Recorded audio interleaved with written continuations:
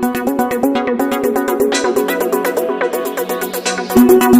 देख रहे हैं पब्लिक पावर न्यूज 24। के लिए हम सरकारी नेताओं से कहेंगे, कांग्रेस का अध्यक्ष आज होटल वहां उद्घाटन कर रहा है पूर्णिया में। बारे बा रोम जल रहा था और नीरो बंसी बजा रही थी।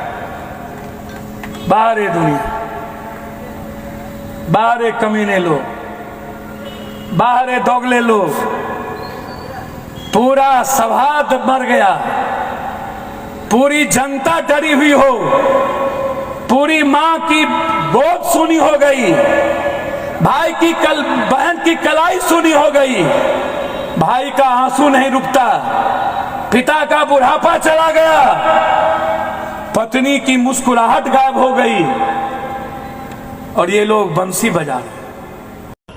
सबों को नमस्कार।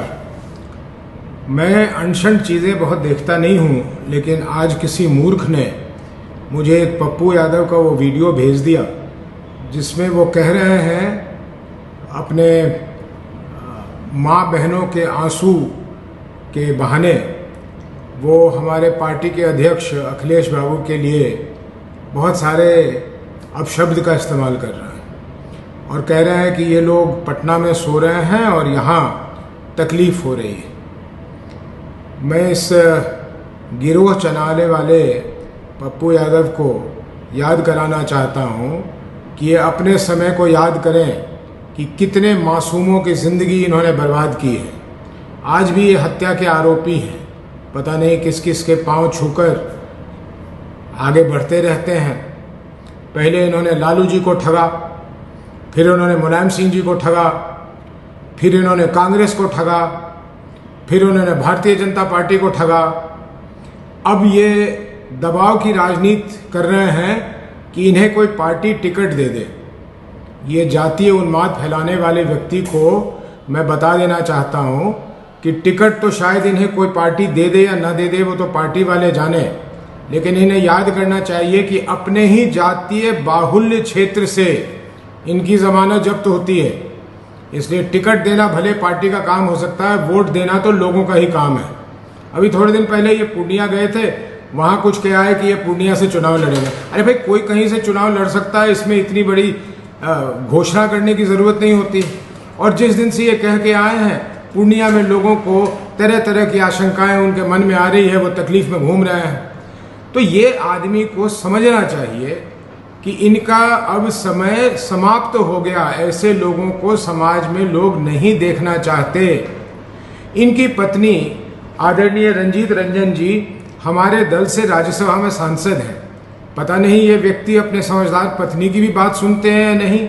ये विचित्र चीज़ें बोलते रहते हैं और विचित्र चीज़ों को सोचते हैं कि लोग बहुत ध्यान से सुन रहे हैं इनकी बातों को। ये एक गिरोह चलाते हैं और अच्छा होगा कि उस गिरोह को ये एक नाटक कंपनी में परिवर्तित कर दें। ये नाटक करना बंद कर दें। किसी पे कोई किसी तरह का इनके कहने से ना प्रभाव पड़ रहा है ना कुछ हो रहा है। और जहां जाते हैं, एक अभी दुर्घटना हुई, उसका इन्होंने एक नया रंग दे दिया कि ये साजिश है। साहब, दुर्घटना में एक परिवार खत्म हो गया। उसके लिए अच्छी बातें करने से उसकी करने के बजाय आप कह रहे हैं कि ये साजिश के तहत ये हो गया, साजिश के तहत रोड एक्सीडेंट हो गया। मतलब कुछ भी कहीं भी जो मन में आता है बोलते हैं। और इनके शुभचिंतकों को चाहिए कि अब ये जेल के पीछे तो बहुत दिन रहा है, लेकिन ये मानसिक रूप से विक्षुब्ध लगते हैं मुझे। इनके शुभचिंतकों को इनकी मानसिक इलाज करवा देनी चाहिए ताकि इनका कुछ भला हो सके। और उनसे कह दें कि ऐसी अपशब्द का इस्तेमाल अगर करेंगे तो शब्द का प्रयोग करना तो हम लोगों को भी आता है।